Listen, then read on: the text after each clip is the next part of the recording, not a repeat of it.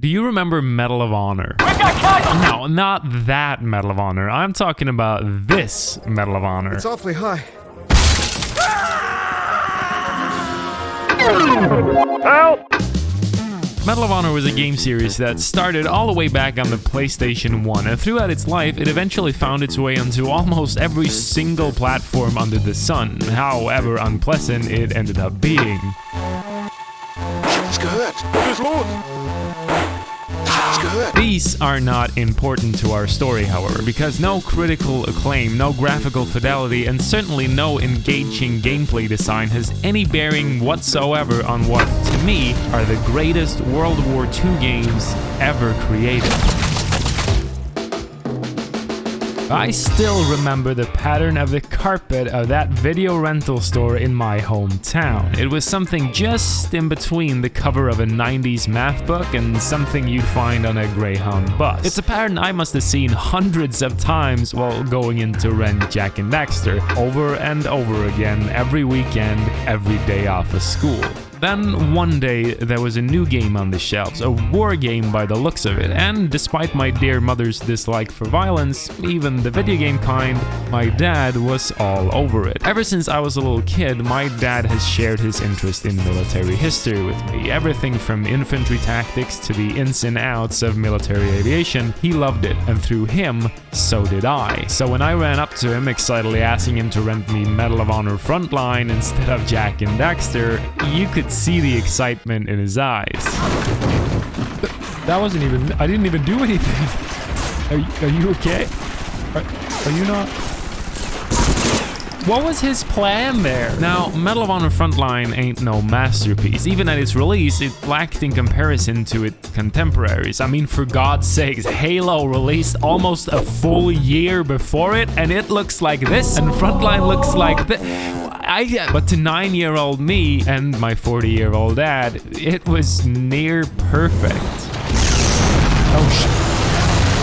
Was that an airplane? I wonder if they're all right. I still to this day don't actually know who liked the game more, me with my fumbling of the controls laughing maniacally while mowing down the Wehrmacht, or my dad who on my next birthday surprised me with something I had no idea I wanted. Medal of Honor Rising Sun. Can I get in the I want to get in the tank. Can I get in the tank? Oh yeah, let's go. Loud. Are you on our side? Can I shoot? It's a bit loud. Do you remember Band of Brothers and its companion series, The Pacific? This is almost exactly like that, where Frontline is a tale of the Western Front in Europe and Rising Sun is fucking garbage. Wow!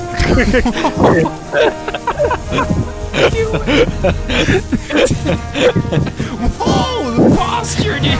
To say that Rising Sun is a bit rough around the edges is maybe the greatest understatement in the history of mankind. It is not a good game on any level, and what makes it even more incredible is that while Frontline surely wasn't a looker even at its release, somehow a full year later, Rising Sun somehow looks worse. Like way previous console generation type beat worse. But making this whole thing very interesting is the alleged official PlayStation Magazine UK giving it a 9 out of 10. The only record of it is this sticker. They've since gone out of business, and quite frankly, I understand why. I want to meet the guy who sound designed this level. What if we just put two really big fans really close to the microphone? Wouldn't that sound like Machine Guns, Gary? I got him! Okay, wait.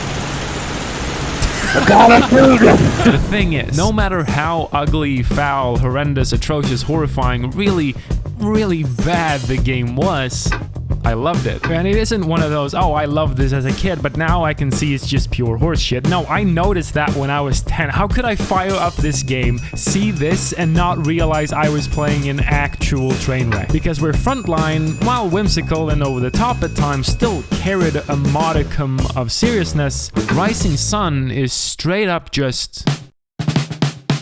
war is horrifying. I don't think there is another way about it. It's dreadful. And so, in an industry seemingly obsessed with making experiences akin to Hollywood movies, it makes sense that most war games don't shy away from depicting war as just that, horrifying. But in the early part of the 2000s, Medal of Honor was a little different, because when Call of Duty was doing this,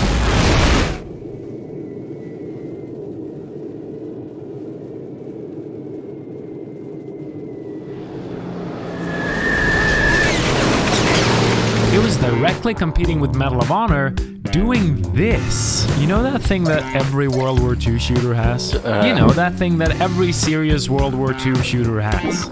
Yeah, you see him. There he is. Elephant, man. Elephant section. Classic elephant section. Just jump on the back of him and take him for a spin. Someone even prepared a 50 caliber machine gun on him. Yeah, the best after all. And what's so great about third section machine gun elephants is that when you're done with them, you can just leave him. Machine gun elephant, he lives there now. That's his home now. Cool video game, EA. And it's not like that was a singular instance either. I can't believe they have a level set on a submarine. Surely shooting in here isn't the greatest idea. Now the chef is fighting me with knives in his little chef hat. With his little chef hat. And yeah, if you played Frontline, you know that it's not a completely fair comparison, because it features one of the most tense D-Day scenes of any media ever, even if it is just a Saving Private Ryan ripoff. But I'd argue it carries even more weight when just a few hours later, it is contrasted by this.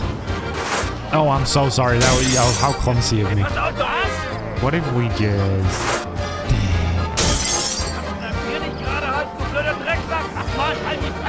I'm not gonna do it again. No, I'm not gonna do it again. I'm not gonna do it. Oh, there I go again. I'm so sorry. Oh, what are you gonna do? Punch him? That contrast is the #1 ingredient that makes it all work. The one cog in the machine that makes it tick. The one... You get it. But nowhere is that contrast more apparent than right here, right under our nose, in the title. Because the fact that one of the most prestigious military accommodations is represented by this... Imposter! What is this? That's my uniform! Is incredible to me, and it never won't be. So in this level, you gotta rescue your buddy. You're in Myanmar, and where do you think that would take place? What options? Well, there's really only one option when you lack any and all subtlety, like Medal of Honor Rising Sun. It's only at the 6,000-story tall World Heritage Site temple featuring a giant Buddha. Actually, several giant Buddhas. Because why not have a battle here? That makes sense. It's a world war after all. You gotta touch all the bases. You also set it on fire. Because of course you do. Now, I'm not out here claiming Medal of Honor somehow invented humor back in 2002. I mean, have you seen The Mask? That came out in, what, 94? 95? Doesn't matter. What I'm trying to say is that when the landscape is full of drab linear shooters yelling hotshot military lingo at you every second, whatever this is,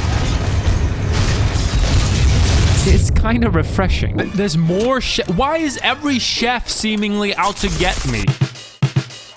We all remember Captain Price from Call of Duty. Not only because of the mustache or the accent, but because he was in every single one of them. He was likable, human, he was an actual character. But Medal of Honor was different, vastly different. It didn't carry an all-star cast of charismatic characters traveling from game to game, someone to remember when picking up the next installment, a face of familiarity. Yet I can name every single character in Rising Sun off of the top of my head, even a decade after I last played it. Why? In the story, their personalities boil down to little more than a set of wonky face animations and an angry scream once in a while. But for me, they had so much more character than Price could ever achieve. Character not told through cutscenes or story beats, but through gameplay. What the hell, Tanaka? I thought you said you were gonna talk to them. Great job. Oi, you! Down here! Get a move on, lad! Special Agent Bromley. extraordinarily British, wisecracking to a fault, and really just a bag of walking stereotypes. If colonialism was a man, Bromley wouldn't be that far off. Major Philip Bromley, SOE, at your service. The first time you meet him is in Singapore, during probably one of the most memorable missions of that campaign. But he's not super interesting from the get-go. If you've ever seen any war movie, he's really nothing more than the bog standard special forces type. But carrying his suppressed submachine gun dress from head to toe in black combat gear to 10-year-old me, he was the coolest guy I had ever seen. But even this wasn't what made him a character. Now, for that, we'd have to venture into multiplayer. It's almost as if I was in the same room as you playing this game. We all remember split screen, right? Spending night after night playing COD, Rainbow Six, Halo, or Medal of Honor. You see, Rising Sun had this really simple multiplayer deathmatch mode, Axes versus Allies, with the ability to add computer-controlled bots. These bots used character models from the campaign, ranging from this guy to this guy, but they all had individual ranks and difficulty settings. And who is that at the top, you ask? That's right, sitting there all by himself, adorned with 4 glowing stars, is no one else but the man himself, Special Agent Bromley. Hey. You throwing grenades? That's a great idea.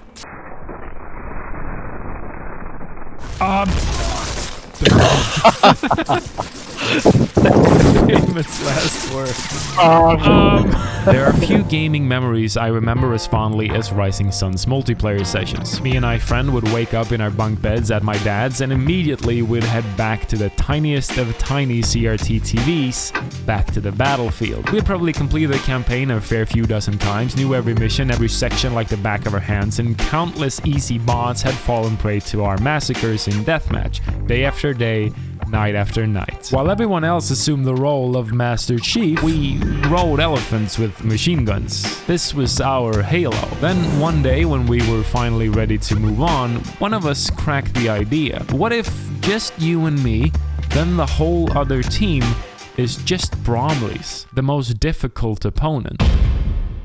The silence was deafening. We couldn't figure out if this was the dumbest idea of all time or a stroke of genius. It didn't sound appealing, that's for sure. The point of games were to be a power fantasy, right? Getting to demolish your opponents completely and laughing while doing it. And this was nothing of the sort. But nothing ventured, nothing gained. You could hear the tipper-tapper of Commonwealth leather boots as soon as you loaded into the level, letting your mind prepare you for what you had just brought to life. What felt like a billion of them started pouring out of every corner, and as if commanded by a higher power, they unleashed their unseemingly unending wrath of bullets at the very same second. The noise was immense, surely nothing like what the tiny TV speakers had ever had to cope with before, and the frame rate fell to a crawl. Even single digits might have been too generous. Panic set in immediately. Run or die. Ah, Bromley! Ooh, Bromley 6! No! Come. Dashing through the tight alleyways and city streets while being pursued by the never-ending British horde had transformed what had been a chilled-out pastime to nothing less than sheer terror. The footsteps, the suppressed automatic fire echoing throughout the map, accompanied by the occasional grenade going off right around the corner, had us tenser than anything we'd ever experienced before. Death after death after death, with not a kill to our name, we had stumbled into something we didn't know if we were ready for.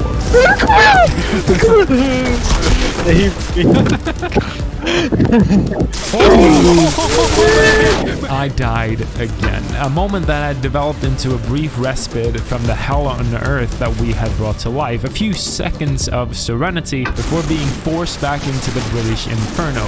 That's when he said it. My friend yelled in excitement that he'd found a way out. A way for us to not win, but maybe the next best thing. Survive. Up above, overlooking the drab city streets, was a hotel room, a place that he claimed the Bromleys couldn't reach. I was desperate for anything. The problem was, I was on the other side of the map, and in between us, The Bromleys. Throughout my never-ending deaths, I had learned of a tunnel that led to a shop right next to the hotel. That had to be my best bet. Sneaking as carefully as I could, planning my route through places where I knew medkits would spawn in case I would need them, I made for it. Down the sewage tunnel, through the fly-infested corridors, and up through the shop floor. There it was. I glimpsed my friend up in the hotel room, managing to make him out with a few pixels I had at my disposal. But suddenly, a crack in the air as a bullet whizzed by my head. They had found me. I bolted as the sound of machine gun fire quickly filled the streets, up the stairs, through the door, and there we were, in the safe hotel room. We cheered because for us, we had beaten the game. We had beaten the Bromleys. It didn't matter if they still roamed the asphalt down below. We had risen above, escaped. We had survived. But that's when we heard it. The footsteps were coming closer. They were climbing the stairs. In a move of pure desperation, we hid the only way we could on the balcony. Crouching, silently awaiting the worst, we hid. Suspended 150 feet off the ground, we hid. We could hear the footsteps getting louder and louder, louder and louder, until they sounded as if they were right next to us. A never-ending cacophony of stomping forever echoing into the abyss. My friend turned and stared right at me. His eyes widened, his hands shaking. I'm gonna take a look. I knew I couldn't stop him. There was no use in trying. So he slowly stood up, turned, and peeked through the window back into the hotel room. There they were, all of them, running aimlessly around. Some on the bed, one on the desk in the corner, but they were all there. It was the most terrifying sight I had ever seen, being mere inches away from the beast we'd let into this world, and nothing to save us from it. We didn't have too much time to ponder the situation, however, as if on a signal, they all turned, and once again, the sound of gunfire filled the streets. The first time I saw him, he was the walking rulebook of cool, and my adolescent mind adored him. The last time I saw him, he scared the ever-living shit out of me. In the end, neither Frontline nor Rising Sun are likely to go down in history as masterpieces. I'd be kidding myself if I said anything else. But it doesn't really matter, because for a few of us, back in the early 2000s, the 6th console generation featured something so out of the ordinary. Something that would sow memories beyond our wildest dreams. Something we could only ever describe as the greatest World War.